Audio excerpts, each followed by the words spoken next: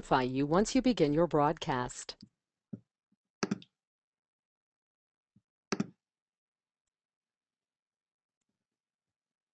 Jeg tror, vi er på nu. Hvis I kan se sådan en lille question box nede på jeres skærm, så må I gerne lige skrive, hvis I kan høre os, og hvis det går fint igennem. Og så ellers så venter vi bare lige 1 minut, fordi at vi kan se, at der er flere, der er ved at logge ind lige nu.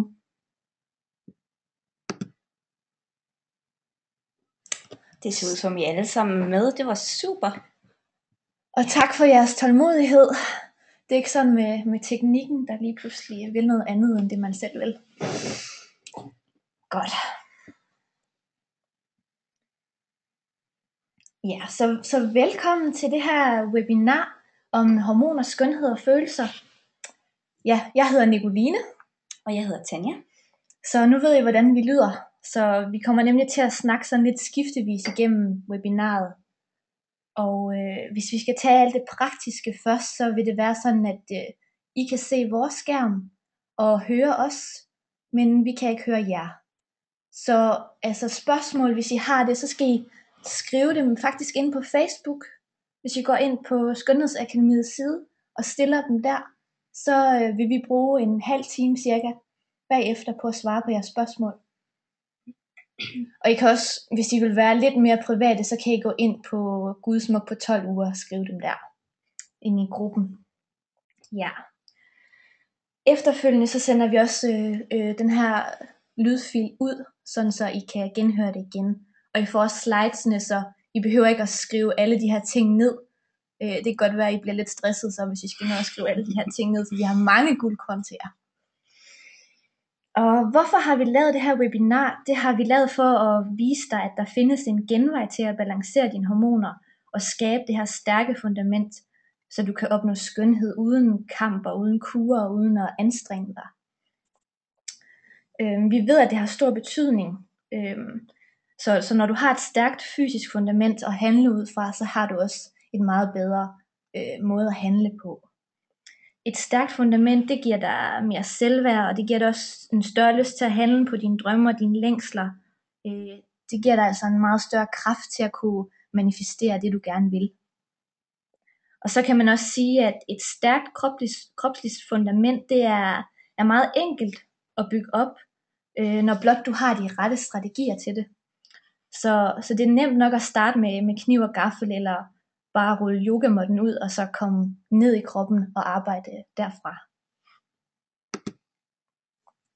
Så I må godt lige skrive, hvis I kan se den næste slide, så vi også lige ved, at slidesene fungerer. Hvis I skriver ned i question box. Kan I se det slide, som hedder, efter dette webinar har du lært. Yes. Fedt. Så du har lært, hvordan du kan balancere dine hormoner med kniv og gaffel, og hvorfor dårligt selvværd det skaber stresshormon, og hvorfor balancerede hormoner det faktisk er din genvej til personlig og professionel transformation, hvis du altså ønsker det. Så har du lært, hvorfor du skal droppe dine p-piller og din hormonspiral, og hvordan kundalini yoga det er din hormonelle skønhedseliksir. Så hvem er det her webinar for? Det er til dig, der ønsker balance på den naturlige, men effektive måde. Og så er det for dig, der vil være PMS-fri. For dig, der vil være fri for PCOS-symptomer. Dig, der vil være fri for uønsket hårvækst. Og dig, der gerne vil have en smuk og problemfri hud. Og dig, der vil være slank, stærk og smuk, uden at kæmpe for det, vel at mærke. Dig, der vil have større selvværd og et stabilt humør. Og dig, der ønsker vedvarende resultater. Og for dig, der gerne vil tage styring over dine hormoner, frem for at lade dine hormoner styre dig. Og sidst men ikke mindst, så er det for dig, der tror på den her holistiske tilgang til tingene. Så kommer vi til dem, det ikke er for. Så det er ikke for dig, der har en overbevisning om, at slap hud, rynker og ekstra kilo på sidebenene, det bare er noget, man skal acceptere, som sker med alderen. Og det er heller ikke for dig, som er overbevist om, at det kun er medicin og piller, der kan gøre en forskel for kroppen, når vi snakker hormoner. Og det er ikke for dig, der ønsker quick fixes, lynkur, slankekur og de her magiske piller, som lige kan løse dit problem. Og så er det ikke til dig, der ikke gider at arbejde med dig selv og se helheden og arbejde med årsagen til problemet. Ja, så kommer vi til vores historie og baggrund. Og hvis jeg skal starte med min historie, så kan jeg sige, at jeg har altid været den her stille og pæne pige, og jeg har altid sådan følt mig anderledes og meget sensitiv og ustabil og også ret usikker på mig selv. Og den her konstante følelse af at være forkert, det gjorde så, at jeg ikke havde ret meget, i hvert fald ikke ret højt selvværd. Jeg var sådan ret væk fra min essens, og jeg kunne ikke rigtig mærke mig selv, og mine følelser, de styrede mig. Så for mig, så var der var gode følelser, og så var der dårlige følelser. Og de dårlige følelser, det var sådan dem, som bare var ubehagelige, og som jeg slet ikke kunne rumme, så de skulle bare gå væk med det samme. Og så var det de gode følelser, og dem var jeg nærmest afhængig af. Så de kom også ofte fra ydre omstændigheder, og de varede ikke ret længe, de her gode følelser. Fordi jeg var så sårbar og sensitiv, så blev jeg faktisk også ret overvældet over mine følelser. Og så endte det med, at de lammede mig. Og det gjorde så, at jeg ikke kunne mærke noget som helst. Så jeg var sådan i sådan en tilstand af ligegyldighed. Det var sådan en fornemmelse af at leve sådan et gennemsnitsliv, hvor dagene de bare kørte ud og ind med det samme og det samme og det samme. Så jeg kedede mig, og jeg følte mig meget uinspireret faktisk. Jeg havde svingende perioder, hvor jeg var ligeglad med, hvad jeg spiste, og også ligeglad med, hvordan jeg så ud. Og så efterfulgt af de her perioder, hvor jeg bare var sådan helt besat af at spise det rigtige, i håb om, at det så skulle gøre, at jeg fik det dårligt, så det fikset hele mit problem. Så derudover så var jeg faktisk i et job, jeg ikke trivedes i, som sygeplejerske. Det var ret stressfuldt, og jeg følte faktisk ikke, at de mennesker, som var syge, blev taget særlig godt om. Og det var som om, at vi skulle hjælpe dem af med sygdommen, og så var det det. Der manglede ligesom den her tilgang til at se det hele menneske, og også den her arbejde med, hvorfor var sygdommen overhovedet opstået til at begynde med. I den periode, jeg arbejdede som sygeplejerske, der var der sådan konstant en stemme inde i mig, der bare viskede, der findes noget større end det her, du skal noget andet. Men jeg turde ikke at handle på det her, for jeg følte mig fastlåst, og jeg havde ikke ret meget selvværd til at tro på det. Og det der så sker, når man ikke får gjort det, man gerne vil, det er, at jeg lukkede ned for mig selv. Jeg lukkede af for den her magiske visdom, jeg havde fra min sjæl og fra mit hjerte, og jeg overhørte min længsel. Så det svarer lidt til, jeg ser det som, at det svarer lidt til at skære små stykker af dig selv hver dag, så du står tilbage sådan helt lammet og uden power, og kan ikke mærke, hvem du er, og hvad du vil, og det hele, det kan sådan være ligegyldigt. Du lever sådan et liv, hvor du aldrig rigtig er glad, og du er heller aldrig rigtig ked af det. Du er bare sådan gennemsnitlig med sådan en ret flad fornemmelse faktisk. Og det var lige præcis sådan, jeg havde det. Man kan sige, det gav mig faktisk et meget lille fundament at stå tilbage med. For der var nærmest ikke mere tilbage af mig selv. Det var sådan et ret svagt fundament at handle ud fra. Så jeg var svundet sådan helt ind, og jeg følte mig også ret usynlig. Jeg følte mig slet ikke set. Og i sidste ende, kan man faktisk sige, så endte det med, at jeg gik ned med stress og begyndte depression. Og så var der lige pludselig sådan en stemme inde i mig, som sagde, er der overhovedet noget at leve for? Og den her stemme her, den gjorde mig ret bange for mig selv. Så jeg ser faktisk det den her del i min historie som et point of no return, altså nu vil jeg bare tilbage, nu vil jeg have det godt, og nu vil jeg være sund og stærk, og jeg vil virkelig gøre en forskel i verden. Så langsomt så begyndte jeg at bygge mit fundament op, og det var først efter jeg fik styr på mig selv og min krop, og fik den her forbindelse til kroppen, det var først der jeg for alvor kunne gå ind og turde gå ud i verden og gøre det jeg drømte om. Jeg drømte om virkelig at springe ud som selvstændig og have et job som bare gav mening for mig. Og der skulle mit kropslige fundament altså på plads først, og sådan tror jeg faktisk det er med alt, altså uanset om du drømmer om at springe ud som selvstændig, altså skønhedsinspirator eller holistisk hudterapeut, eller om du drømmer om at finde den rette drømmefyr, eller lige tabe de der sidste 10 kilo, hvad det nu kan være, så handler det ret meget om at have det her fundament på plads. Så jeg faktisk vil jeg sige, at jeg oplevede, at jeg kom i kontakt med dele af mig selv, som jeg ikke anede eksisterede. Jeg fik frigivet en kæmpe power, da jeg fik forbindelse med kroppen og fik det her samarbejde. Fordi nu fik jeg lige pludselig støtte fra min krop, og min krop den arbejdede med mig, i stedet for at arbejde imod mig. Så det jeg sådan kort fortalt vil sige med den her lange historie om mig, det er, at jeg vil bare gerne give dig et billede på, hvordan du faktisk kan transformere dig selv, bare ved at starte med at bygge dit fundament op. Så i første omgang, så er det netop derfor, at vi holder det her webinar, det er for, at du kan balancere dine hormoner, som er et af kroppens vigtigste styringssystemer, og som skaber et rigtig godt fundament.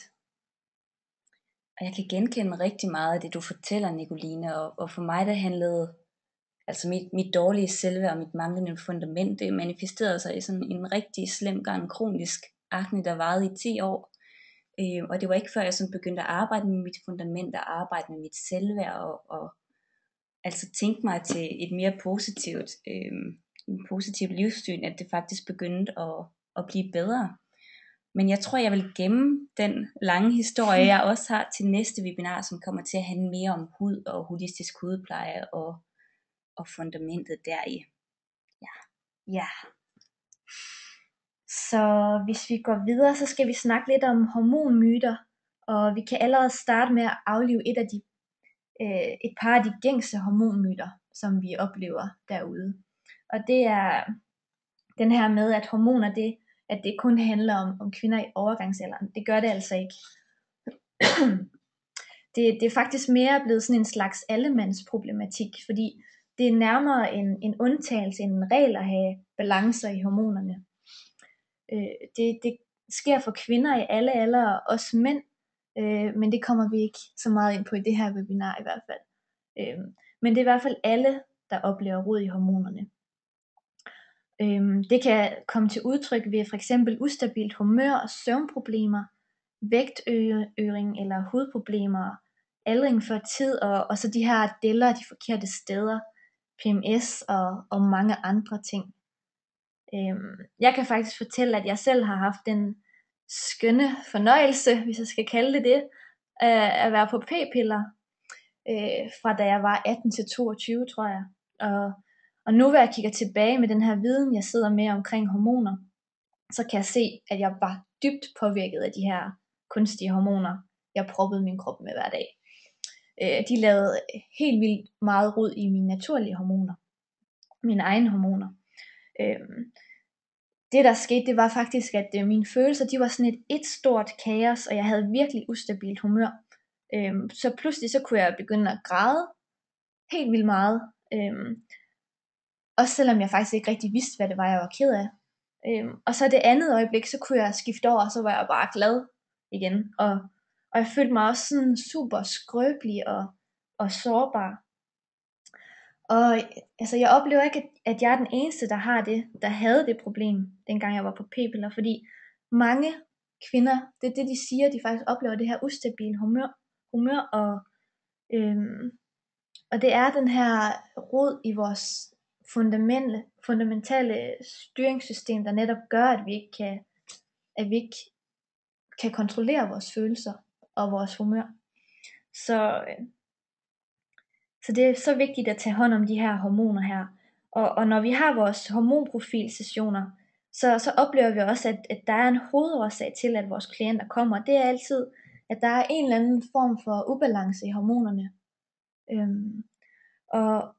Og det er ikke så underligt, fordi vi svømmer i et hav af hormonforstyrrende stoffer, og vi lever i en verden, som er optaget af, at vi skal yde, og jo mere vi yder, jo bedre er det faktisk. Så udover at vi har de her hormonforstyrrende stoffer, så skal vi også dele med det her superwoman-forventninger. Og det resulterer selvfølgelig i, at der er tårnhøje stresskurver ud over det. Og sådan behøver det ikke at være. Du har selv muligheden for at tage magten over dine hormoner og dine følelser, så de ikke ender med at styre dig, men at det tværtimod er dig, der styrer showet. Og det er det, vi skal snakke om på det her webinar, hvordan du kan gøre det. Så hvad er hormoner egentlig? Man kan sige, at hormonsystemet, det er vores intelligente kommunikationssystem. Hvert hormon, det binder sig til receptorer på cellerne, og hormonerne, det er det, man kalder signalstoffer. Det vil sige, at de er ansvarlige for cellernes stofskifte, så de sætter gang i kroppens processer, så at sige. Hormonerne, de udskilles fra de endokrine kirtler, og det er dem, du kan se på billedet her. Så alle kirtlerne, de er aftegnet her på den her mand. Og så, som Birgit Broberg så smukt siger, så skaber hormonsystemet sammen med nervesystemet det kemiske landskab, der afgør, hvem vi er og hvad vi oplever. Det synes jeg er ret smukt. Absolut. Så hormonsystemet, det fungerer selvfølgelig bedst, hvis der er balance i det. Når alle de her små signalstoffer, de har den rette mængde og balance, så går det hele op i en højere enhed. Når kroppen den er i balance, så vil du også opleve, at du er i balance. Det hele, det hænger sammen, så har du ro i kroppen, så har du også ro i sind og sjæl.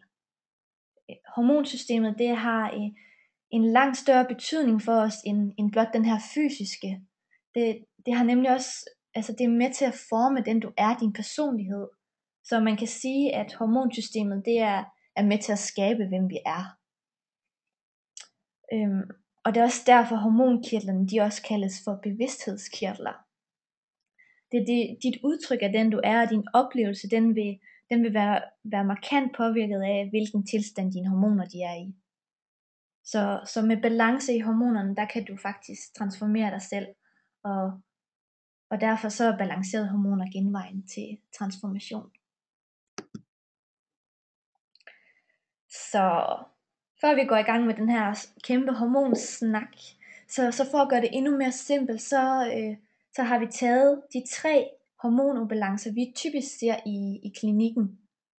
Så der kan du sikkert også finde dig selv ved en af de her typer her, du ser ud til højre. Den første, det er insulin, som det er de såkaldte love handles. Dem, der sidder den fedtlagen, der sidder omkring hoften, men også på øvre ryg, lige der hvor din BH den sidder, så det er også det man kan kalde BH-delen. Og så er der den anden, det er østrogen. Og den ses på kroppen som de her genstridige ridebukselår, der bare ikke vil gå væk, uanset hvor meget du træner og hvor sundt du spiser. Så det er fedtlæring på baller og lår. Og den sidste, det er kortisol, så det er mavedelen. Og ja, det er selvfølgelig fedtlæring på maven, som har at gøre med stress.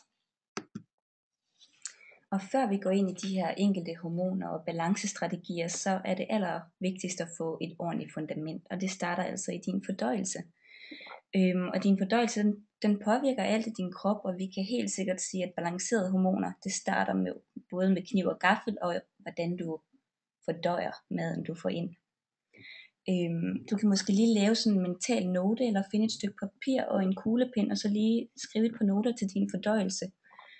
Er din fordøjelse regelmæssig? Hænger mængden af afføring sammen med mængden af den mad, du spiser? Har du tit forstoppelse eller diarré, eller har du sådan uro i maven, eller er du oppustet efter du har spist? Og hvis du kan svare ja til en af dem, så kan det være en rigtig god idé at optimere din fordøjelse. Og det gør du for eksempel ved at spise en kost, der er rig på fiber og gode proteinkilder, og så noget sundt, koldt presset fedtstof. Mange reagerer negativt på korn og mælkeprodukter, så skru ned for mængden, hvis ikke du allerede gør det.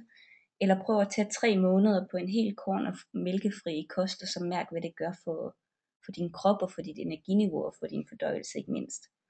Og så kan det være en rigtig god idé at tage et tilskud af mælkesyrebakterier, hvis ikke du har gjort det før. Og gør det gerne i 3 måneder, så de ligesom får tid til at have en god effekt. Og mælkesyrebakterier er rigtig gode til at bekæmpe candida, og så overvækste de der trælse bakterier, der kan ligge nede i tarmsystemet og give fordøjelsesproblemer. Og man kan sige, at bivirkningen af mælkesyrebakterier, det er, at du får mere energi og en fladere mave, og det tror jeg ikke, der er nogen af os, der har noget problem i. Mange af os, vi har problemer med for lidt mavesyre, og især hvis vi er stresset, så forsvinder mavesyren lynhurtigt.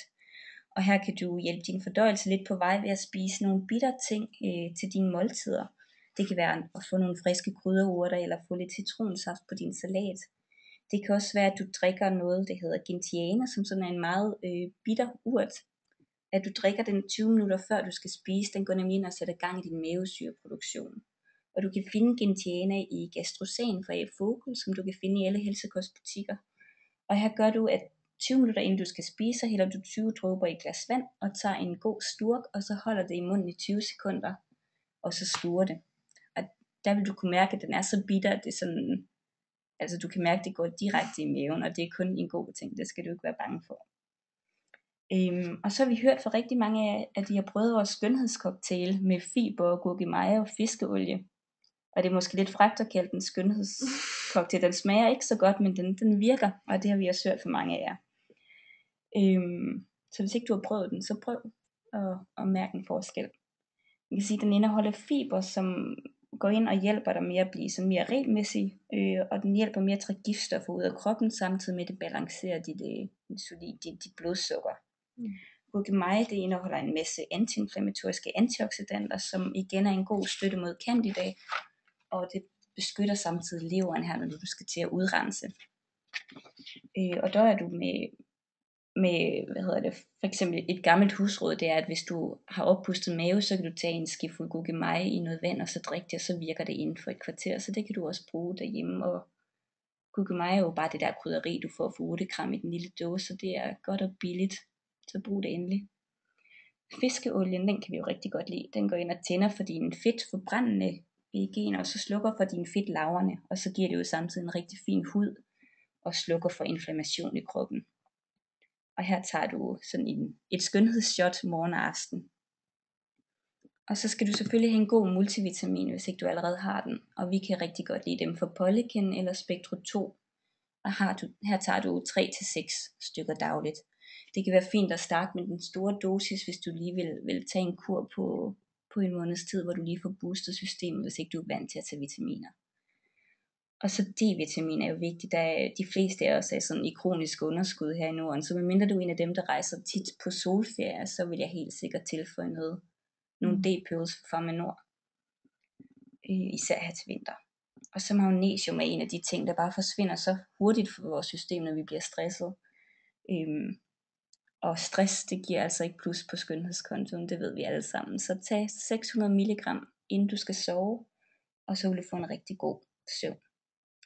Og det er jo basetilskuddene, og det kan være mange, hvis ikke du er vant til at tage tilskud. Det kan også være, at det er lidt, hvis du allerede har været i session hos os. Så skulle det ikke være noget problem. Men for mange er det her faktisk nok.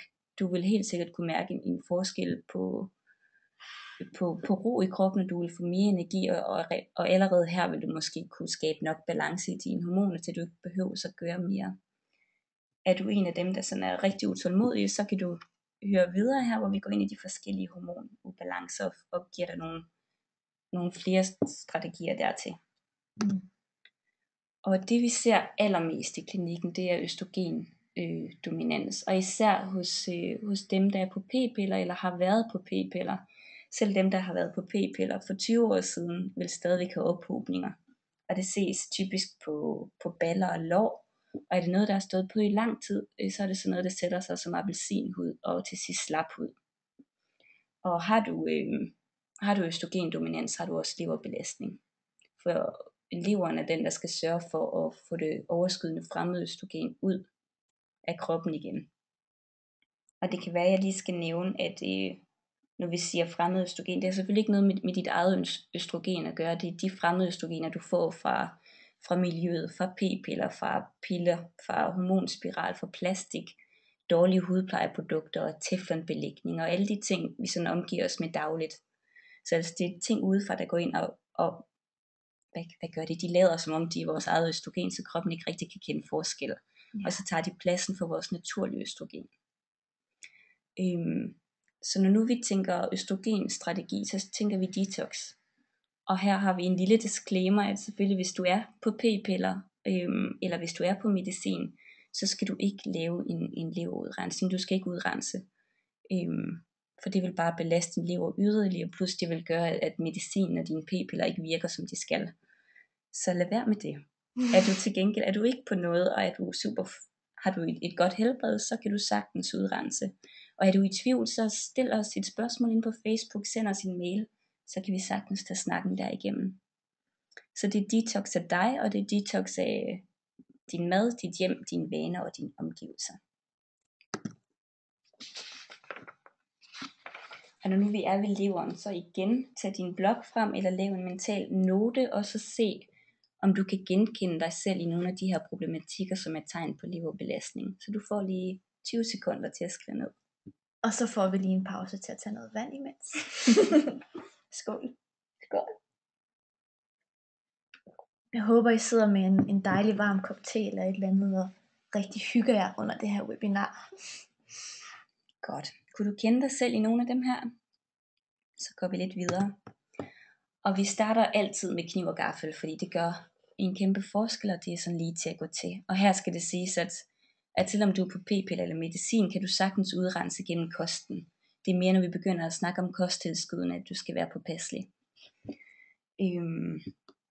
Sådan nogle grøntsager som kål og løg og hvidløg, de indeholder nogle svovlforbindelser, som går ind og hjælper kroppen med at udskille fremmed østrogen. Og her skal du op i hvert fald at have sådan 200 gram broccoli eller andet kål eller løg dagligt. Rødbede og gochibær, de indeholder et stof, som hedder betain, som går ind og styrker leveren og igen hjælper med at få fremmede østrogenerne ud af systemet. Tang er noget, vi spiser alt for lidt af, desværre. Det er synd, fordi det indeholder jod og en masse andre udrensende stoffer, som har vist sig at være rigtig effektive mod østrogendominans. Så prøv at få det ind i din kost, gerne 4 gange om ugen. Og det behøver ikke at være meget. 5 gram per gang er rigtig fint.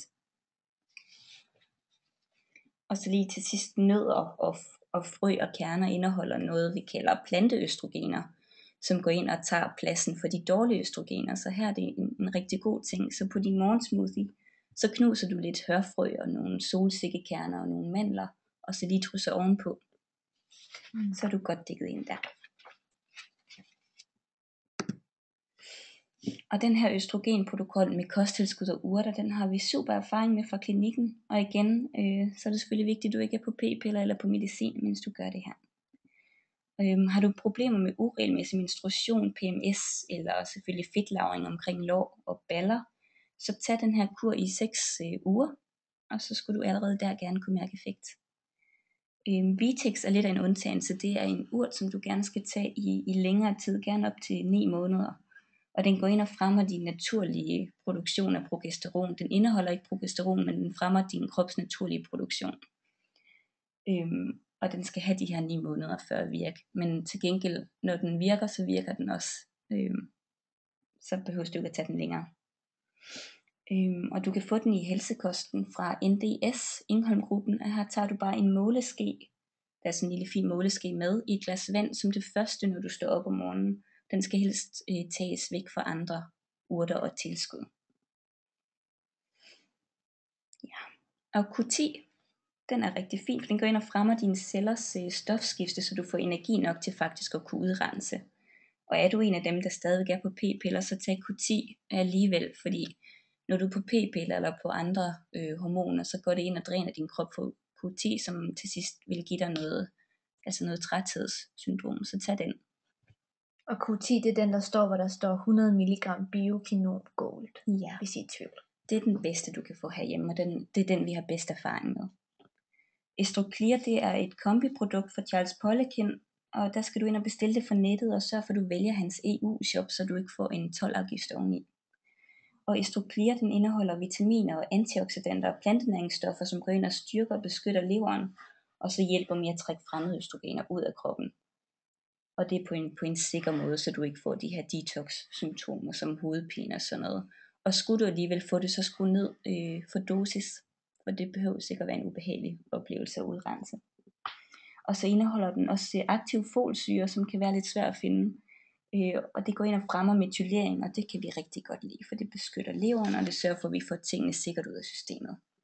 Og den sidste er calcium D-glucarat, som faktisk findes i små doser i broccoli. Men det er rigtig godt at tage som tilskud i en periode for at sætte skub på tingene. Og calcium D-glucarat går ind og binder og udskiller de fremmede østrogener, så de ikke bliver optaget igen i blodbanen. Og så har vi lavet sådan en lille lækker smoothie med masser af ingredienser. Jeg vil sige, den smager meget bedre, end det måske ser ud til. Så giv den en chance, før du tænker, Jeg vil sige, den giver også en fin mæthed, så det er en okay morgenmad at få en 4 gange om ugen. Og den indeholder selvfølgelig broccoli og rødbede, som vi har snakket om. Den indeholder gurkemeje, som har nogle gode antioxidanter, og granatæblesaft, som går ind og igen virker antiinflammatorisk og virker lidt opstrammende. Og så er der schisandrebær og goji-bær og marietisselfrø, og du kan få dem alle sammen i helsekosten. Og de går alle sammen ind og beskytter leveren, så du laver en sikker udrensning. Ja. Og træning er jo super for udrensning, fordi huden er et udskillelsesorgan, så jo mere du kan komme til at svede og få sat gang i din blodcirkulation og dit lymfesystem, jo bedre. Og styrketræning er især godt, fordi det fremmer dannelsen af vores naturlige væksthormoner, testosteron, som tit kommer ud af balance, når vi har østrogendominans. Og så har vi selvfølgelig snakket lidt om, hvor vi kan finde fremmed østrogen. Så husk, at det ikke kun er din krop, der skal udrenses. Det er ikke kun gennem kost og tilskud. Det er også dit køkken og dit badeværelse, der skal renses ud i. Så væk med dårlige hudplejeprodukter. Vi har en guide inde i gruppen på Facebook. Vi kan lige lægge den ind på vores hjemmesider, så du kan hente den der, så du kan se, hvorfor nogle ting det helt præcist er, du skal undgå. Men sådan noget som ikke økologisk kød er en af de helt store. Og så sådan noget plastik for vandflasker og husholdningsfilm og den slags. Og sauna, hvis du har adgang til sådan en, så brug det endelig 3 gange om ugen, og gerne 1 time ad gangen, hvis du kan holde til det. Gå ind og få dig igen til at svede, og hjælper toksinerne med at slippe hurtigere. Og tørbørstning kender du sikkert allerede godt. Tørbørstning og et trampolin sætter igen gang i dit lymfesystem og i dit blodcirkulation, så du får mere næring ud i huden, og affaldsstofferne kommer hurtigere ud af systemet. Og har du lyst, kan du altid få lidt akupunktur eller bindevævsmassage. Og når vi snakker om østrogen og følelser, så kan det være, at du tænker, hvad har det egentlig med hinanden at gøre? Men som du hørte i starten af webinaret, Nicoline fortalte om sin historie, så hænger hormoner og følelser uløseligt sammen. Jeg vil sige, Arvind Larsen, som er forfatter til bogen Livets Hormoner, siger, at følelser er hormoner, og hormoner er følelser. Så når du har østrogendominans, så vil du også typisk opleve, at du har meget let humørsvingninger. PMS er et stort problem, og endda depression i sådan bestemte tidspunkter i din cyklus. Og det er simpelthen fordi, dit progesteronniveau det bliver for lavt. Så noget af det, der virker allerbedst, det er at arbejde med din selvkærlighed. Og komme helt ned i gear, så du faktisk kan mærke dig selv. Du kan mærke dine behov, så du bedre kan handle på dem. Så du skal til at praktisere noget af det, vi kalder selvkærlig egoisme. Det der med at prioritere dig selv først. Vi ser typisk, at dem med østrogendominans, det er også dem, der sådan er meget ude i andre, og skal lige passe på alle andre før dem selv. Og det skal vi have vendt. Det gør det også til en meget gladere person, at du faktisk vælger dig selv. Så det med basisbehov, kom ind og lyt til den der lille stemme, der siger, nu er jeg træt, eller nu er jeg sulten, nu skal jeg tisse, jeg skal ikke lige rydde op først. Alle de der små ting, du kan gøre for at booste din selvtillid. Pas på dig selv. Lige præcis. Så det næste hormon, det er insulin. Og det er faktisk et ret lækkert hormon at arbejde med, fordi det kan du 100% selv påvirke igennem den kost, du spiser. Så du skal ind og have fat i din kniv og gaffel og finde noget mad, som er super blodsukkervenligt. Fordi insulin, det produceres i din bugspytkirtel, og det er et lagringshormon, så det vil sige, at hvis du har ubalancer i insulin, så lagrer du altså også fedt. Og det typiske sted, du lagrer fedt, det er faktisk på hofter, og så på øvre ryg. Så man kan sige, fordi insulin det udskilles, når du spiser kulhydrater, så gælder det netop om at spise efter de her low carb principper og undgå stimulanser. Så som sagt, så er det kosten, der har stor betydning for insulinproduktionen, og så derfor så skal du spise den her blodsukkerstabiliserende kost, og du kan se det lidt som, at du skal spise lige meget fedt, kulhydrat og protein. Så de her 33, 33, 33, der står her på sliden, det symboliserer bare, at du får lige meget af de forskellige proteiner, fedt og kulhydrater.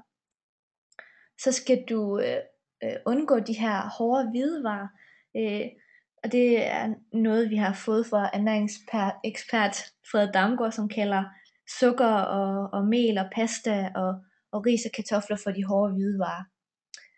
Så i stedet for, så skal du faktisk supplere med fiberrige grøntsager, og så spis også gerne noget smør og noget kokosolie til dine hovedmåltider. Og så kan du spise kanel og kokosolie sammen med dine daglige bær, som du også gerne skal have for at få en masse antioxidanter. Og får du sukkertrang, så kan du spise mørk chokolade 85% og gerne økochokolade. Det påvirker ikke dit blodsukker så meget, fordi der ikke er ret meget sukker i. Og så start dagen med en proteinrig morgenmad for at lægge dit fundament. Så det skal være sådan noget som bøf, æg og kylling, fisk sammen med nødder og grøntsager. Så kommer vi til kosttilskuddene og urterne. Så flere kosttilskud, og husk, hvis I er overvældet over de her kosttilskud, så bare gå ind og så begynd med basiskosttilskuddene i fundamentet. Men hvis du virkelig har problemer med insulin, så tilføj det, der hedder Yang RALA. Og det indeholder aminosyren L-carnitin. Og så indeholder det et stof, som hedder alfa-liponsyre. Og til sammen så går de faktisk ind og forbedrer din insulinfølsomhed, så du stabiliserer dit insulin. Og derudover så skruer du også op for din fedtforbrænding med det her. Og du får mere energi, så det er vigtigt, at du tager det om morgenen. 2 styks til morgenmaden. Så kan du supplere med Yin RALA, som er igen alfa-liponsyre, men den her gang er det kombineret med en anden aminosyre, som hedder taurin. Og taurin, den går ind igen og gør dine celler mere følsomme, og i stedet for at give dig energi, så er den her aminosyre meget beroligende, så det vil sige, at det kan være en god idé at tage den om aftenen, og så får du en rigtig dejlig søvn. Og så havde vi kanel før, så det tilføjer du selvfølgelig, og en halv teske dagligt, det er nok til at stabilisere dit blodsukker. Så er der bukkehornsfrø, og spis gerne en spiseskefuld dagligt af dem. Det er en af de billigste måder til at regulere insulin, og er super effektivt. Og så husk din fiskeolie, fordi den gør også rigtig meget for din insulinfølsomhed. Så skal du også ud og træne, og det skal du, fordi jo mere du træner, jo større muskelmasse har du, i hvert fald hvis du træner styrketræning. Og det gør, at dine celler de bliver mere følsomme over for det her insulin. Så i stedet for at al din energi ryger ind i dine fedtceller, så ryger det ind i dine muskelceller og bliver forbrændt, i stedet for at lagre sig. Så du kan prøve at gøre det, at du træner styrketræning, hvor du har 6 sæt med 8 gentagelser af hver øvelse. Og det er i stedet for at lave den klassiske, hvor du tager 3 sæt af 10-12 gentagelser, fordi den her form har vist sig at være effektiv i forhold til insulin. Og når der er insulinproblemer, så skal du altså også droppe din cardiotræning. Og det er fordi, det går ikke ind og bygger dine muskler op. Det kan faktisk stresse kroppen mere, end du kan nå at genopbygge den. Ja. Så er det livsstilspraksis for insulin.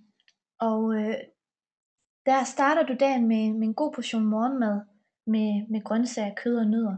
Fordi så har du lagt det her gode fundament for resten af dagen, og så stabiliserer du dit blodsukker og undgår, at du får trang til usunde madvarer i løbet af dagen.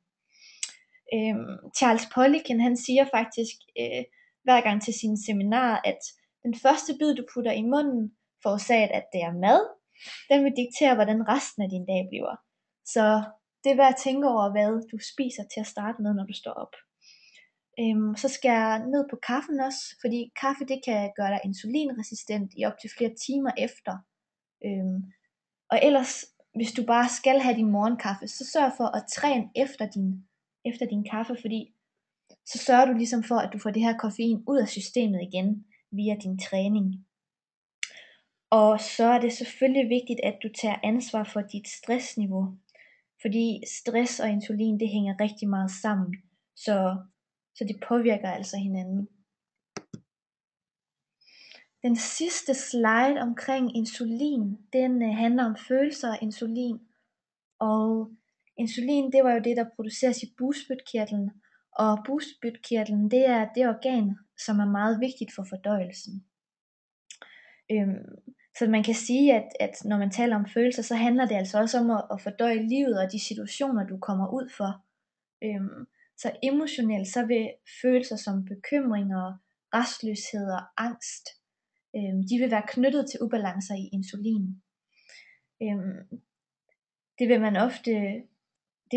vil man så ofte prøve at løse med at knokle derudad, og så være besat af detaljer og virkelig have svært ved at udtrykke følelserne. Og faktisk overbruge hovedet og slet ikke have kontakt til kroppen. Så det kan være en god idé at kigge på den her knoklementalitet og prøve at give lidt slip for den. Og det kan du for eksempel gøre ved det her mantra: mit liv er let, og alt kommer let til mig. Og så prøv at komme mere ned i kroppen, for eksempel via den her yoga, eller en anden form for træning. Og så fordi du ikke kan udtrykke følelserne og meget op i hovedet, når du har insulinobalancer, så kan det også være tale om, at du har dulmetendenser. Så for lige at få det her fix og lige få noget mere energi, så du bare kan knokle videre derudad, i stedet for at lytte til kroppen, som bare er træt og vil have et hvil, så tager du lige et eller andet lækkert, en lille snack. Så faktisk udover at du kommer ned i kroppen med den her yoga kriya, så stimulerer du også til mere energi. Den her kriya, som hedder Surya kriyaen, den trækker også på livsenergien, så du faktisk henter din livsenergi hjem, og i stedet for at du får lyst til at spise et eller andet for at give dig energi, så kan du bruge den her som et sundt tilskud af energi og oplade din energi på den måde. Har vi sagt noget omkring kriya og yoga, hvad vi lige gør med det? Det tror jeg faktisk ikke, det tror jeg glemte. Ja. Jeg vil sige, at vi har nævnt nogle forskellige yoga sessioner her, som vi vil sende ud i nyhedsbrevet bagefter, så der får du simpelthen opskriften, så du kan se, hvad du skal gøre. Og vi sender også en video med, så det bliver nemt at følge. Så det er noget, du bare kan gøre hjemme på stuegulvet i din egen tid, og det sender vi ud per mail bagefter. Yes. Så kommer vi faktisk til det sidste hormon, vi skal kigge på, og det er kortisol. Og det er et af vores primære stresshormoner. Det produceres i binyrerne ved stress og ved præstation. Så man kan sige, at ved kortvarigt, så er det en rigtig god ting. For eksempel, når man skal holde sådan et webinar, kan det være godt lige at være lidt op og ringe og være fokuseret. Eller hvis man skal til eksamen, eller hvis man skal lave en hård træning. Men hvis man har kortisol i en længerevarende periode, så kan det være rigtig skidt for kroppen. Og det var det, vi så kropsligt faktisk ved, at det lagrer fedt omkring maven. Så Så har du forhøjet kortisol, så har du nogle af de symptomer her. Og det kan være, at du igen lige skal kigge, er der nogle af de her symptomer, du genkender, og eventuelt lige notere, hvor mange af dem du kan genkende. For hvis du kan genkende flere af dem, så er det simpelthen fordi, du har forhøjet kortisol. Så skal du ind og balancere det igen.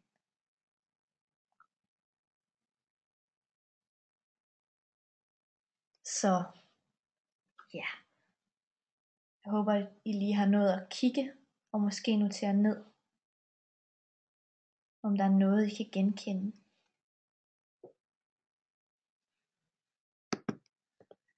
Så er der også noget, der hedder kortisolresistens. Og det er, hvis du har haft kortisol over en for høj periode, eller en for lang periode af gangen, så får du det, der hedder kortisolresistens.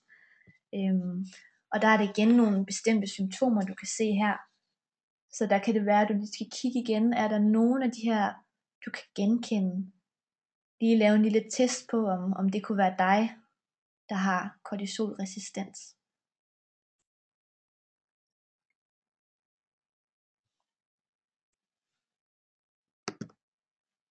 Så er der den her protokol, du kan gå ind og gøre noget ved din kortisol. Og det der kan være godt, det er at udelukke de hyppigste madallergener. Og det er sådan noget som laktose, casein, gluten og sukker. Og så også udelukke stivelse og undgå lightprodukter, forarbejdet fødevarer, købejuice, slankeprodukter, margarine og transfedt. Og så i stedet for, så spis rigeligt med grøntsager og bær, proteiner og sund fedt til alle dine hovedmåltider. Og så husk virkelig at drikke nok med væske. Du kan eventuelt erstatte den ene liter vand med grøntsagsjuice eller urtete. Og så kommer vi til kosttilskuddene og urterne. Og det første, det er C-vitamin, som du gerne skal tage 2-5 gram dagligt af. Og det skal du, fordi studier de viser, at lige præcis C-vitamin går ind og sænker dit kortisolniveau. Så kan du også tage en urt, der hedder rosenrod.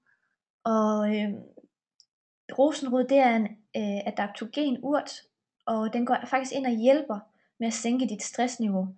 Og så gør den ind og gør dig mere sådan modstandskraftig, så der ikke skal så meget til for, at du vælter af den her stress her. Den har den dejlige bivirkning, at den smelter fedt på maven, og så øger den dit basaltstofskifte. Og der er et studie, der har vist, at hvis du kombinerer rosenrod med intervaltræning, så kan du faktisk øge dit basaltstofskifte med op til 70%. Så det er ret meget, og en ret stor effekt, du kan tage eller få ved den her rosenrod. Og så kan du drikke te med ingefær, lakridsrod og kanel. Og så kan du også drikke en beroligende te med for eksempel kamille, eller hvis du kender puka-teerne, så den der hedder Love, eller den her stress A-te. Og den kan du drikke om aftenen, sådan så du aktiverer dit beroligende nervesystem. Så husk også din gurkemeje, som går ind og sænker dit inflammation, fordi du vil højst sandsynligt have inflammation i kroppen, hvis du har forhøjet kortisol. Og så igen skal du selvfølgelig også huske din træning, og her kan du gå ind og med fordel lave tung styrketræning, som 3 gange om ugen er nok, med maks 12 gentagelser. Og så skal du undgå kredsløbstræning i over 20 minutter, fordi det går ind og øger udskillelsen af kortisol i kroppen. Så det kan have en negativ påvirkning, også på din insulinfølsomhed faktisk. Og så i stedet for så lav noget yoga 1-2 timer om ugen, eller noget meditation eller en anden form for afspænding, så du virkelig får koblet af og får aktiveret dit beroligende nervesystem. Så det du også skal være opmærksom på, når du har kortisolstress, det er om der er noget du kan gøre for at reducere den her stresseksponering. For eksempel undgå at svare på mails og sms'er flere gange i løbet af dagen. I stedet for så gør det 2 gange, altså på 2 faste tidspunkter, have det ind, og så sige, at der tjekker du din mail. Så kan du også huske at tage pauser i løbet af dagen, hvor du virkelig får koblet helt af, og bare får lavet ingenting. Og brug gerne meditation dagligt. Så kan du også gøre det, at du laver det, der hedder en taknemmelighedsdagbog. Og det gør du, fordi det sænker nemlig også dit kortisol. Det gør, at du får tankerne ud af hovedet og så ned på papiret, i stedet for, så ligger de ikke og rumsterer og forstyrrer din søvn. Ja, så er vi ved at være ved vejs ende faktisk. Det her er sidste slide, som handler om kortisol, og det er den følelsesmæssige del af det. Så dit stresshormon, det gør, at du reagerer, som om du var i krig. Så du får altså den her følelse af, at livet det er utrygt, og det handler om at kæmpe, eller måske at flygte. Så alle de her problemer, de kan ifølge dig klares ved, at du tager dig sammen. Du lige bider tænderne sammen, og så bare lige bruger din styrke. Og det skal faktisk, du mener faktisk, at det skal gøre ondt, før det gør godt, hvis du har den her ubalance med kortisol. Faktisk så har du et helt tema omkring præstation, så det vil sige netop det her med, at jo mere du yder, jo bedre er det. Og derfor så har du faktisk et tema omkring manglende accept, og du accepterer ikke dig selv. Så du er meget oppe i dit hoved, og du kan slet ikke mærke din krop, og der er et stort gab imellem krop og hoved, så du forsøger at fylde det her hul, det her gab, med ting, eller med projekter, med stress. Og fordi dit tema det handler om præstation, så stiller du virkelig høje krav til dig selv. Du er super selvkritisk, og tænker, at du altid lige kan gøre tingene lidt bedre. Du kan altid lige nå at fikse det, og gøre det hurtigere og bedre. Så fordi du har de her høje krav til dig selv, så har du også svært ved faktisk at leve op til dine egne krav. Og det gør, at du kan sidde tilbage med dårlig samvittighed og skyldfølelse over, at du ikke får gjort alle de her ting, du mener, du skal. Så du skal ind og styrke dit selvværd, din tillid til dig selv. Du skal ind og have den her følelse af, at du er nok i dig selv. Du behøver ikke at kæmpe for det. Og så det, der kan du faktisk bruge mantraet, jeg elsker mig selv. Og så derudover, så også bruge den her kundalini yoga, som går ind og forbedrer dit selvværd, og samtidig sænker dit kortisol.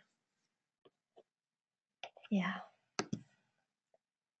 Så er vi faktisk igennem alt materialet her.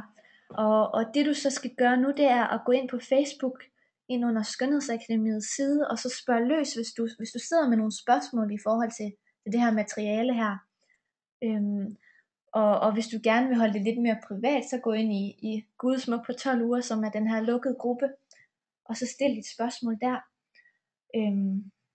Og så får du faktisk en mulighed nu for at booke en gratis mentorsession ved mig, hvis du kunne have lyst til det. Og i den her mentorsession, der vil vi gå ind og kigge på, hvordan du bedst kan rykke dig kropsligt og følelsesmæssigt, der hvor du er lige nu. Og så kan vi se, om der er noget, jeg kan hjælpe dig med i forhold til det.